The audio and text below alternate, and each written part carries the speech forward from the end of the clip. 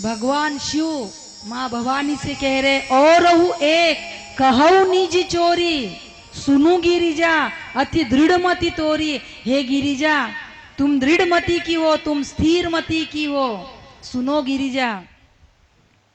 क्या कह रहे शिव जी? काग भुषुंडी संग हम दोऊ, मनुज रूप नहीं जान ही कोऊ। हे भवानी, मेरा परमात्मा जन्म ले, प्रकट हो और उसके दर्शन के लिए भी ना जाए हम।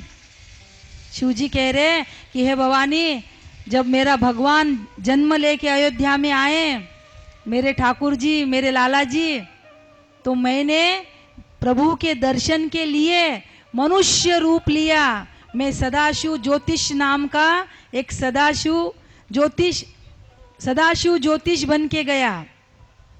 भविष्य बताने वाला ज्योतिष होते हैं ना, मैं सदाशिव नाम का एक ज्योतिष बन के अयोध्या में गया और कागभुषुंडी मेरा शिष्य बना, मेरा चेला बना। कागभुषुंडी संग हम दो, और मनुष्य रूप में गए, मनुज रूप।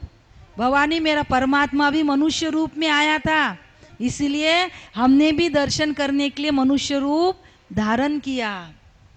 अब अयोध्या में आ तो गए भवानी, लेकिन अब एकदम राजमहल में कैसे प्रवेश करे? दशरथ जी के राजमहल में कैसे जाए? राजा का महल है, एकदम से थोड़ी एंट्री होंगी, एकदम से कैसे प्रवेश? इसलिए शिव जी ने क्या किया, एक वृक्ष के नीचे अपना आसन लगाया, अपना वो जो भी ज्योतिष बताने का जो भी होता है, पंचांग वगैरह वगैरह जो, वह सब खोल के बैठा, और अयोध्या नगर की जो भी प्रजा थी, आती जाती प्रजा, उनको सबका भविष्य बताने लगा। अब शिव जी भविष्य बताए, क्या कहना। दासियां उसी रास्ते से आ रही थी महल में जाने के लिए। दासियों ने देखा कि ज्योतिष बाबा तो बड़े पहुंचे वाले, बहुत पावरफुल है।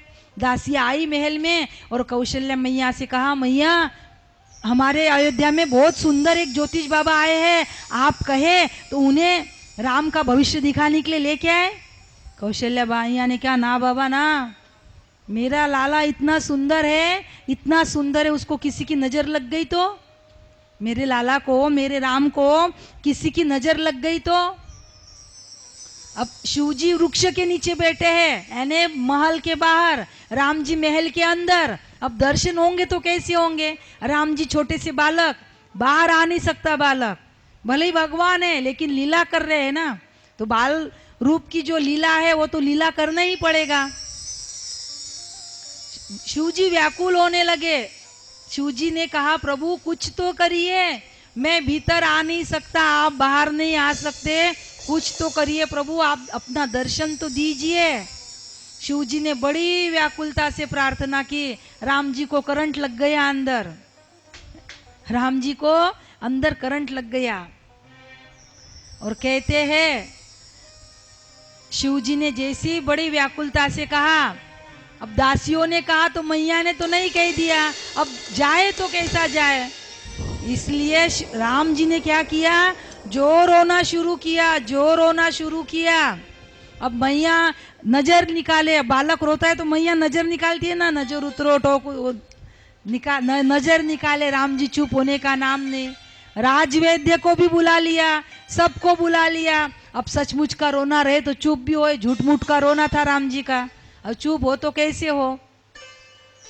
तो मैया को याद आई, दासियों ने कहा था कि कोई ज्योतिष बाबा आए हैं।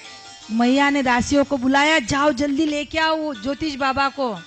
दासियां दौड़ती दौड़ती गई और वो ज्योतिष बाबा को कहे, जल्दी चलिए, हमारा लाला बहुत रो रहा है, शायद किसी की नजर लग गई, आप कुछ झाड़ फूक कर दीजिए, फटाफट चलिए।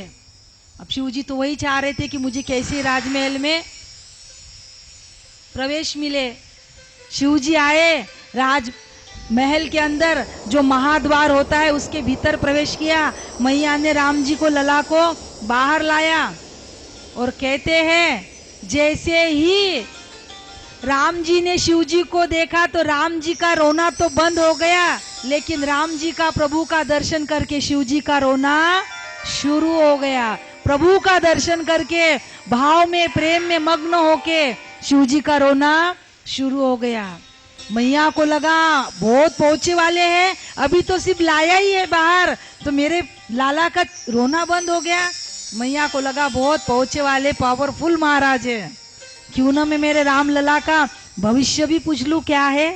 होता है ना, माताओं को थोड़ी उत्सुकता होती है, कैसा बेटा कैसा निकलेगा, बहू कैसी मिलेंगी, दामाद कैसा मिलेगा, थोड़ी चिंता होती है माताओं को। मैया ने बोला, हे ज्योतिष बाबा आप आई हो तो मेरे लाला का थोड़ा सा भविष्य बता दीजिए ना। अब राम जी का क्या भविष्य बताना था, लीला चल रही थी वो। शिव जी ने कहा, मैया तेरा बेटा तो पूरे त्रिभुवन में ऐसा कोई सुंदर नहीं है, ऐसा सुंदर है, ऐसा है वैसा है, करते करते कोई एक संत आएंगे, राम जी को ले जाएंगे, जाएंगे तो 2 लेकिन आएंगे 4। अब किसी भी माँ को बहू आए तो अच्छी बात है।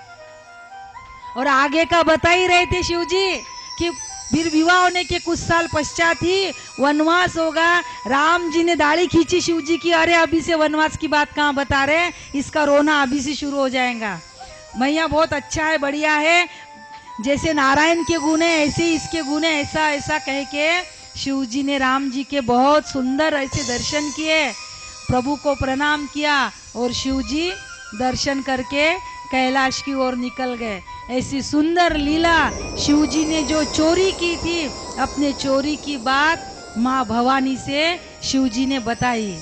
और शिव जी कह रहे, भवानी जिस वेदों ने उपनिषदों ने परमात्मा को अनामी ठहराया, परमात्मा का कोई नाम नहीं है ना, अरे निर्गुण का क्या नाम होगा, हाँ सगुण का नाम हो सकता है, लेकिन निर्गुण, जिस वेदों ने उपनिषदों ने भगवान को उस ब्रह्म को अनामी ठहराया, अजन्मा ठहराया, उसका जन्म तो हो गया, लेकिन जिसको अनामी ठहराया आज उसका नामकरण संस्कार आरंभ होने लगा।